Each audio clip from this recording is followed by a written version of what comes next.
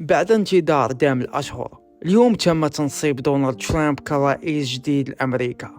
رجل غني، رجل صاحب الشخصية القوية، صاحب القصة العجيبة، صاحب القولة الشهيرة Make America Great Again.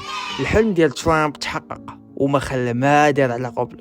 خدم في ماكدونالد، خدم مع عمال النظافة، قال للمهاجرين أنهم كياكلوا الكلاب والمشاش. الحاصل اليوم دونالد ترامب ولا رئيس الولايات المتحدة الأمريكية رقم 47. وفي النهار ديالو الأول دونالد ترامب دخل سخون تحت شعار النهار الأول يموت المش. قال لهم من اليوم الفوق العصر الذهبي ديال الأمريكان راه بدا، ما بقينا غادي نخليو حتى واحد يستغنى اقتصاديا. وقال لهم عاوتاني أمريكا هي الأولى. قال بلي غادي يسين على عدد قياسي من الأوامر التنفيذية في اليوم الأول.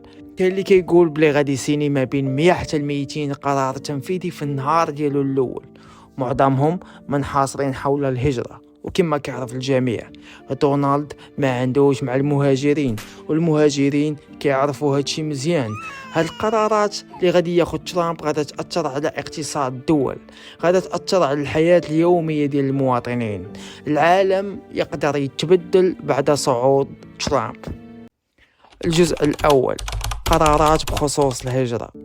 ما بين القرارات اللي بدا بهم كانوا بخصوص المهاجرين غير الشرعيين. غادي يدير أكبر عملية ترحيل في تاريخ أمريكا. دونالد ترامب اعتبر عملية تجاوز الحدود بلا شرع بلا قانون بعملية الغزو، وواعدهم بلي غادي يجمعوا حوايجهم ويرجعوا منين جاو. الاعتقالات غادي تبدا السيمانة الجاية.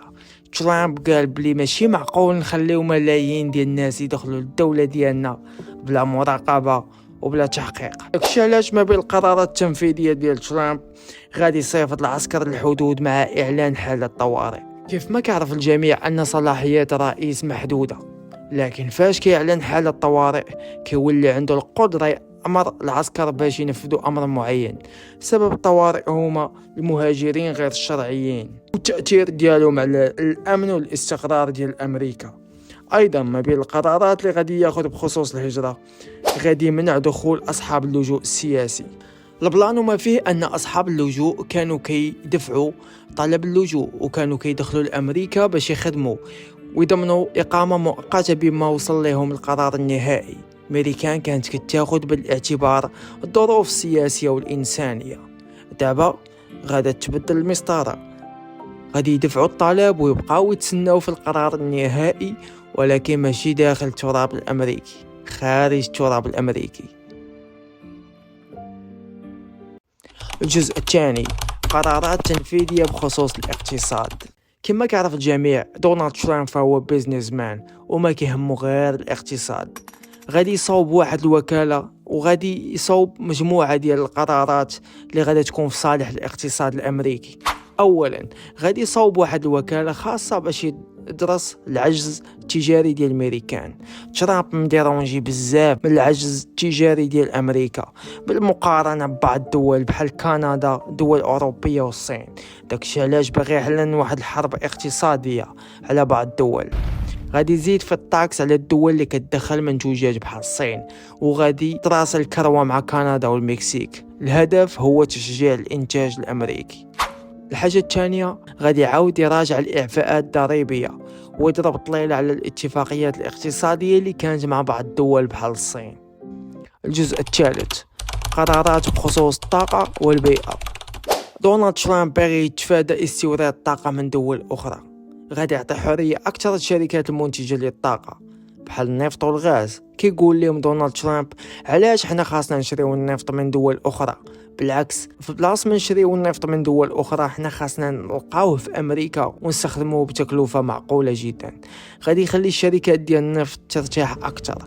وعلاش؟ باش تولي عند أمريكان أريحية أكثر وهيمنة أكثر، وغادي يطيح السوق حتى للسواعد اللي كيستغلوا وجود النفط في دولهم.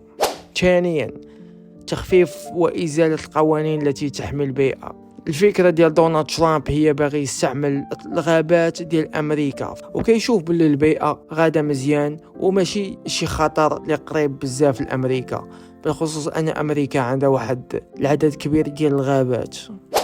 ثالثا، ما بين اول الحوايج اللي دارهم هو الخروج من اتفاقية باريس ديال المناخ اللي رجع لها بايدن. الجزء الرابع، قرارات بخصوص الوظيفة العمومية.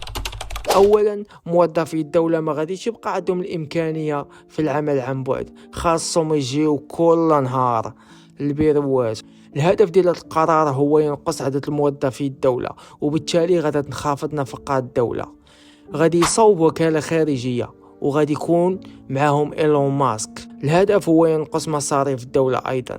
ثالثا، الوظيفة العمومية كتقول باللي ممنوع تختار الجنس ديالك، يعني الجنس ديالك هو الجنس البيولوجي. إلا تزاديتي راجل فراك راجل، وإلا تزاديتي أنثى فراك أنثى. إضافة إلى قانون الجنس في أمريكا، إزالة حماية قوس قزح في السجون. كيقول لهم باللي راجل غادي يدخل الحبس ديال الرجال، والمراوات غادي يدخلوا الحبس ديال المراوات. سالينا. خاتمة، دونالد ترامب صاحب الشخصية القوية، كنتمناو يرجع هذا العالم عالم أفضل. حقيقة القرارات ديال ترامب كتبين باللي هو شخص قوي، باللي الإنسان ممكن يعتمد عليه. دونالد ترامب عنده حلم وكيوصل ليه. كتشوف الاستماتة ديالو، القتالية ديالو والحب ديالو لأمريكا. ما يمكنش لينا ما نبغيوش هذا الراجل.